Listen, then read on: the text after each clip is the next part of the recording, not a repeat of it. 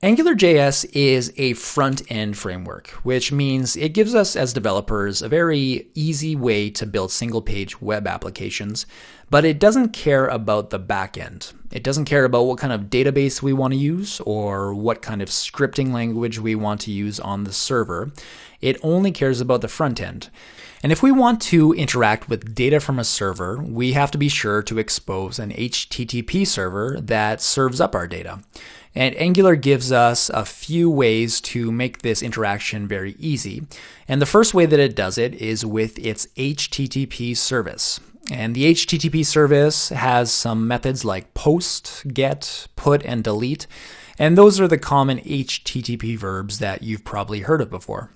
So to get a sense for how this works, we're going to mock out some interaction with an HTTP server just locally. The first thing we'll want to do is create a new folder called data. And within this folder, I'm going to create a new file and call it data.json. What we can do now is take all of this data that we have in here. We'll take that array and we will paste it into the data.json file. Now, if we save that and come back over here, we really don't need our cribs data variable anymore because our data is not going to be local to this factory anymore. We'll want to use HTTP to get that data. So the first thing we do is we inject it into our function here. Now, this getCribs method was previously just returning that local data, but what we want to do now is we want to say that we want to return an HTTP GET call to data/data.json.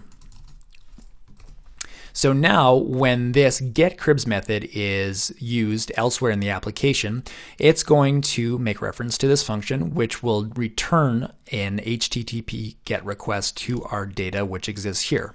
We wouldn't typically have a JSON file with some data sitting within the project folder. Rather, this would be some kind of endpoint. Now, to make use of this within the controller, we've got to change things up a little bit. So let's come back over here to our cribs controller. And what we'll want to do is just take that out and simply declare that we want a scope.cribs property first. And we'll say that we want to use the cribs factory and use the getCribs method on it. And Angular's HTTP service gives us a success method. If you've ever used jQuery to do any kind of AJAX, this might look familiar. We have to provide a callback that has data as a parameter, and that's going to be data that comes from the call to our data.json file. And so in the success method, what we want to do is we want to say our scope.cribs is equal to the data that is returned. And along with success, we also have an error method. And this error method works in much the same way. We provide a callback function that takes error as a parameter. And if there is an error, for now, we'll just log that to the console. And just to make sure this is working, let's go back over to the browser. And if we refresh, we see we still get all of the data coming through just as it was before. The difference now is that the data is into its own file, and we're using a factory to make an HTTP request for that data. Then within the controller, we use this getCribs method to make a call to that data. When it successfully comes back, we are going to put it on scope here. And if there's an error, we're just logging the error to the console. So that's how we make use of the HTTP service to query data. And we haven't taken a look yet at how we would save data with HTTP, but it's worth noting that there's another way to do HTTP requests with Angular, and that's with the resource service that Angular provides.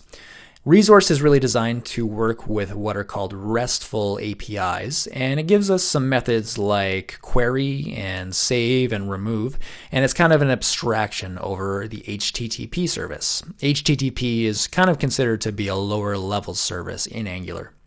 So again, while we haven't really wired up a true backend for our application, we can get a sense for how it works by making our data.json file be the place where the data comes from. So that's it for this lecture, and as you're aware, we really haven't done a whole lot with our application yet, but in the next lecture we're going to create some page structure and get the application looking a little bit nicer.